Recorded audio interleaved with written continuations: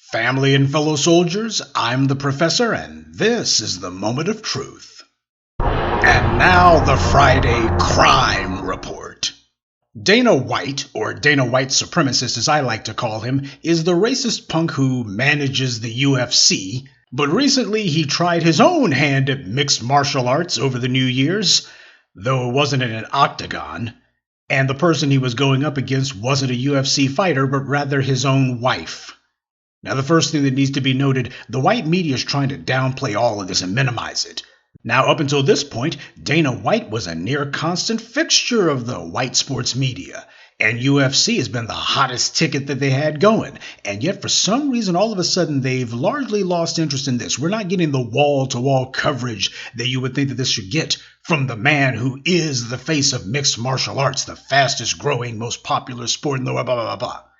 And even the ones who are reporting on this, they're using minimalist language. First of all, they're saying that Dana White merely slapped his wife. Now, if you look at the video, it dang sure looks like he threw at least a couple of punches. And it wasn't just once that he swung on her, he did it a few times. By the way, if Dana White was black, the white media wouldn't be saying slap, they'd be saying that he beat his wife. Well, we're not going to do any white media whitewashing here. The video appears to show UFC head thug and all-around shady individual Dana White beating his wife at a club. Then the story should talk about all the controversy he's been involved in over the years, like, for instance, how he endorsed Donald Trump. That's another punk who likes to abuse women. This guy hangs out with and endorses men who abuse women, and now he's been caught on video doing it himself. And yet, Dana White's never been Me Too'd. And he's not being Me Too'd now. There's been tons of rumors about this guy over the years, but you won't be hearing the white media bringing any of those up. None of Dana White's greatest hits. Pun intended. In fact, the white media is taking Dana White's side in all this, telling everyone that he's a good guy and we should take his word for it. They're being bold about their bias for him. They're not even trying to hide it. Dana White is not just somebody that's connected in the world of sports. He's a friend. I love the guy, personally. So this is a very hard subject for me. We talk all the time. We certainly connected briefly since this happened. Mm-hmm. He knew there's no way on earth that I wasn't going to talk about it. My heart goes out to his family because this is a very, very embarrassing situation. He says it has never, ever happened before. He's completely ashamed and utterly disgusted with himself that he finds himself in this situation, that he would ever have done such a thing to a woman he's been married to for 30 years, who's the mother of his 3 children, and he makes no excuses for it. And I think it's important to point that out. I also think it's important to point out that she validates what he asserts, that it's never happened before, that it was completely out of character. And she even pointed to the fact that they were out and they were drinking and all of that other stuff as well. Now, look at what all the white media is saying. Look at Stephen A. Smith. He ain't yelling. Notice that he's not screaming. He's not doing his usual over-the-top antics and histrionics and acting a fool. Yeah, he sounds real subdued all of a sudden, don't he? Oh, he wants to make it known that we should all be hearing sad violins playing for Dana White right now. His friend, Dana White. He's not doing any of that asinine, over-the-top buffoonery and overacting that he always does, especially when he's talking about black athletes. Oh no, Stephen Smith seems to have left his outrage at home, which is also the same place where he left his principles. He definitely doesn't bring those to the office. But neither Stephen Smith or anyone else in the white media is making a big issue out of domestic violence in the UFC. No, not like they did with the NFL, where they largely had to exaggerate greatly, if not outright lie, to try to manufacture a fraudulent story that, all these big black men in the NFL are just beating women up. None of that true. But nobody's given that same treatment to the UFC and go, hey, let's do a rundown of all of these accusations of domestic violence against fighters in the UFC. Because after all, the UFC's got a culture of domestic violence. Let's go ahead and smear them with that. They ain't doing that. What type of discipline should Dana face? Well, my immediate response to that is whatever discipline he should face is the kind of discipline he would impose upon someone he oversees. Well, Stephen, since you brought it up, Just 14 months ago, another UFC figure, Luis Pena, was arrested and charged with misdemeanor domestic violence and battery. 3 days later, Dana White cut Pena from the promotion, kicked him out of the UFC, saying that it could happen to any fighter. But we're all seeing that Dana White clearly doesn't live by his own rules. Those were meant for everybody else, not for him. UFC fighters better not get embroiled in any domestic violence stuff. But as for Dana White, well, he can go 5 rounds with the wife anytime he wants, because after all, who's going to fire the boss? Am I right? Well, actually, someone can. We'll get to that in a moment. But right now, we got a lot of people circling the wagons for Dana White, and these are the same racists who you see posting anti-black comments constantly online. Today, they're online saying that the UFC is a violent sport, so apparently we should give Dana White a pass. Dana White isn't an MMA fighter. And since when does being the shady frontman for the UFC give him the right to turn a nightclub into an octagon and go 5 rounds with his own wife? And of course, Stephen Smith with that pathetic deflection saying, Dana says this never happened before. Well, it never happened before with Ray Rice either. He and his wife did a press conference where she admitted she was in the wrong, which the video made clear, but that didn't mean anything. It didn't mean anything to the NFL and definitely didn't mean anything to the white media. The racist white supremacists who owned the NFL saw a chance to publicly flog yet another black man, and they knew that he was innocent, but that was the point. It's not a show of power if you punish someone who's in the wrong, like Dana White. That's simply justice. But when you make it a point to punish and demonize and attack someone who you know is innocent, that's oppression. And the white supremacists like Jerry Jones who run the NFL get a sick kick out of using their white media buddies to help set up a narrative. Look at this big bad black man over here. He's such a brute. Well, we're going to put him in his place. Then people like Jerry Jones do their phony piety routine and say, we have standards round here, you know. Yeah, they got standards all right, and the standards are about as high as a street corner whore on a Saturday night. Oh, how different the coverage is when the person they're talking about isn't black. Ray Rice was attacked, vilified, and thrown out of the NFL. Now, Stephen Smith had no problem sticking up for his friend Dana White and using White's own wife in order to prop up that defense. I also think it's important to point out that she validates what he asserts, that it's never happened before, that it was completely out of character. And she even pointed to the fact that they were out and they were drinking and all of that other stuff as well. This was out of character for Dana White and that he had never done this before, and well, they were both in the wrong because they had both been drinking. How very interesting that Stephen Smith would bring that up, because that's pretty much what Ray Rice's wife said about their incident. She actually apologized during the press conference. Apologized to him. She said that this hadn't happened before, that she wasn't some battered wife, and that this was a personal dispute that simply got out of hand, and the media needed to give them their space. But of course, neither the white media nor the NFL gave the Rices their space. Unlike what's happening with Dana White, they're trying to give him all the space they can. Nate Parker is an actor, and he was falsely accused of rape. Not only was he arrested over that lie, but he was put on trial for his freedom over a lie. Nate Parker was accused of raping a white woman. Then he was tried by an all-white jury in the South. Now that's about as much as you can stack the deck against a black man without having David Duke as the judge. And yet Nate Parker was found not guilty. Not guilty by an all-white jury, after being accused of raping a white woman in the South. But the white media is still attacking Nate Parker and smearing him. They can't refute the fact that he was found innocent, and the fact that there was absolutely no evidence whatsoever to show that he was guilty of anything, other than making a horrible choice in bedmates. And yet the white media reports on him as if he was found guilty, as if he actually did something wrong when he didn't. It's all part of a racial narrative. They've done everything they can to destroy Nate Parker's career and his life over something that was proven in court to be a complete lie. But they're going to the mat to stick up for a scumbag like Dana White to try to insulate him from the truth. Why the media is giving this longtime dirtbag all this sympathy as if he was Mother Teresa? He apologizes and the white media says, that's enough. He said he was sorry, we ought to move on. Yeah, just because he beats up on his wife, that's no reason for the media to beat up on him, right? But Dana White's not the only person whose hypocrisy has to be called out. Because you see, Dana White may not be a MMA fighter and never could be. But that doesn't mean that he owns the UFC. It's actually owned by Endeavor Talent Agency. And who is the boss of Endeavor? Why, it's our old friend Ari Emanuel, who only a few weeks ago had so much to say about Kanye West. Why, Ari couldn't keep his little racist mouth shut about Kanye. He had that forked tongue of his flapping full time. He wrote op-eds all over the place, from the Chicago Tribune to the Financial Times, demonizing Kanye. In the Financial Times, Ari wrote, "This is a moment in history where the stakes are high, and being open about our values and living them is essential. Silence and inaction are not an option."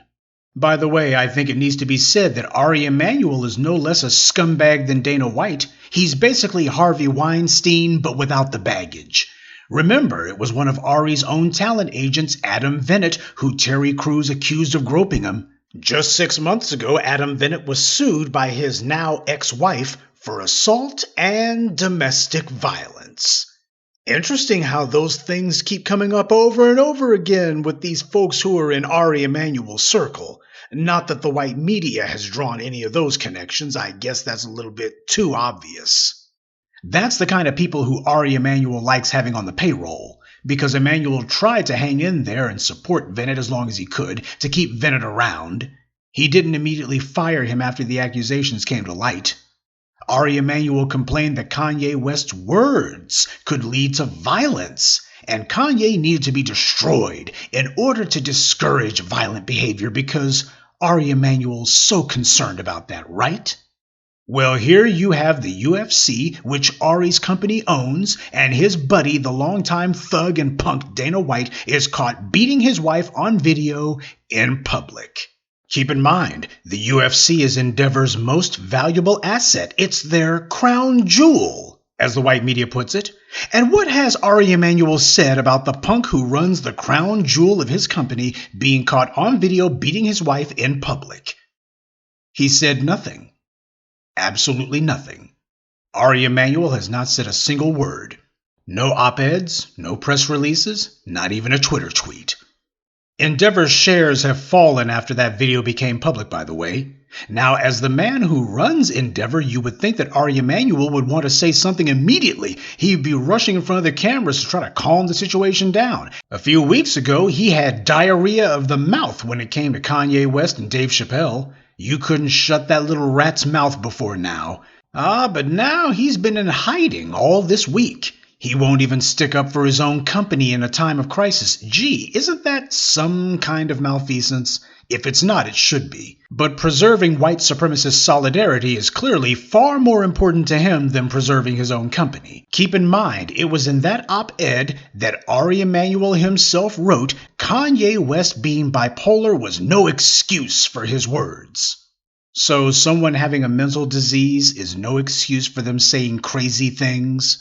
It'd be funny if it wasn't so stupid. Kanye West didn't harm anyone. He has a mental disease. So in Ari's mind, someone not having full control of their mental faculties is no excuse for them not having control of their words. I guess he thinks people with mental disorders only say polite things and only voice coherent thoughts. Yet this same Ari Emanuel has had absolutely nothing to say about his buddy Dana White's deeds. Apparently being Ari's friend is an excuse to beat your wife. Oh, and what's this? Ari Emanuel is best buds with the same Donald Trump who abuses women and whom Dana White is so fond of. Well, it seems crap of a feather circle the toilet bowl together. I think we can safely assume Ari Emanuel won't be writing any op-eds about his pal Dana White beating his wife. He fell off that high horse of his real quick, didn't he? Now, Ari Emanuel has the power to fire Dana White, but notice that nobody in the white media is saying he should do that. And they're also not saying that businesses should stop doing business with Endeavor until he does. Nobody's saying, hey, we need these advertisers to drop the UFC. We need these TV stations to drop the UFC.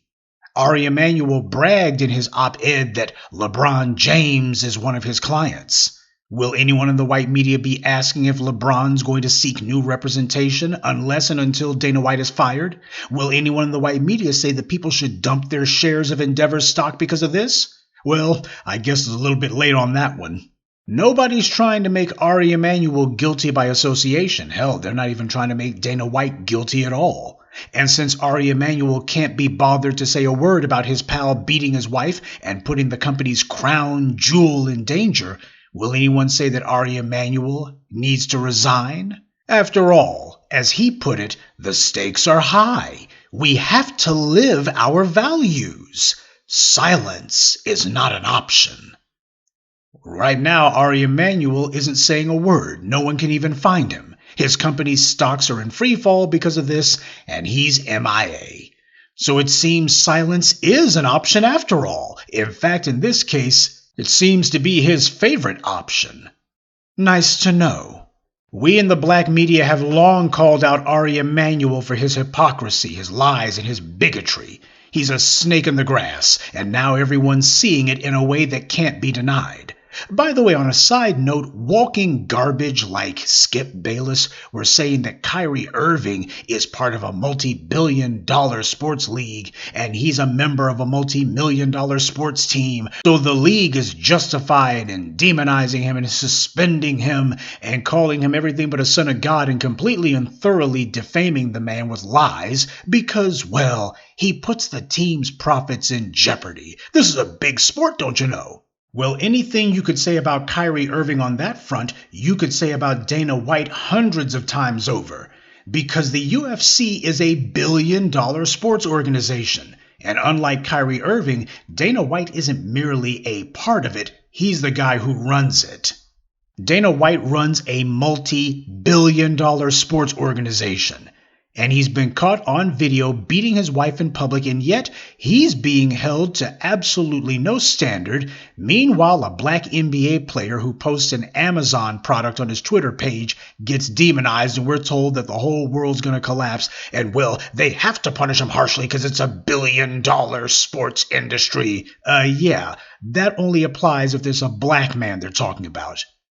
Dana White has already cost the UFC a ton of money already just this week, and yet you won't see any of these same white media racists like Skip Bayless saying that Dana White has placed the UFC's profits in danger. He has to be cut immediately. They got to take his money from him. He has to be punished harshly so they can show that they don't tolerate this. Oh, they're not going to talk about him like a scolded little child who needs to be spanked. Instead, the talk will be all about how to get past this, and we need to look at his heart, and, well, does he have a history? Oh, it's just all so very complex, you see, so very complex to figure out. Oh, yes, we know that people are going to be expecting that he should be punished, especially because we spent so long saying that all these black men should be punished for doing absolutely nothing. But it's not that simple. That is, and will continue to be, the white media narrative. Now, on a final note, in what can only be called art imitating life, as it turns out, Dana White was planning to start a show on TBS called Power Slap. I'm not making that up, by the way. That's what the show is called. Apparently, Dana White wanted to start a slap fight league. There would be weight classes and even a title. I'm not sure what the prize is, probably an industrial-sized bag of ice, but that was the idea that Dana White was planning to unleash upon the world. Well, TBS has decided to reschedule that abortion in light of this scandal. They're not dropping the show, mind you. The white media is not giving this man who was caught on video beating his wife the same treatment they gave to Bill Cosby, who was merely accused of something he didn't even do. So with Bill Cosby, one accusation and they remove his show from streaming, they try to erase the man, the works. No evidence, but he's black, so that justifies whatever they do. After all, they don't want to reward someone who abuses women. Meanwhile, they have Dana White on video committing this violent act. He confesses that he did it, and TBS feels that the appropriate thing to do is to just reschedule the show. Let's postpone a little bit. We really don't want to have to take this show off the air, because after all, he's such a great guy. Let's give it a little while. Let's go ahead and put it on ice for a little bit and let the heat die down. Let's see if people forget about it. We're not going to have this man put through the same living hell that we put Cosby through. Because they don't want to reward someone who abuses women, right? You know, considering how all these people in the white media are so eager to bend over backwards to give this woman beater a pass, Dana White ought to just announce that the Power Slap League is going to be intergender and that he and his wife were just practicing for their first match. They can even get Ari Emanuel to referee it for them. And that's this week's Friday Crime Report. Keep your eyes open and stay on alert, because there's a lot worse criminals out there than the ones the white corporate media chooses to show you. Good day, and be one.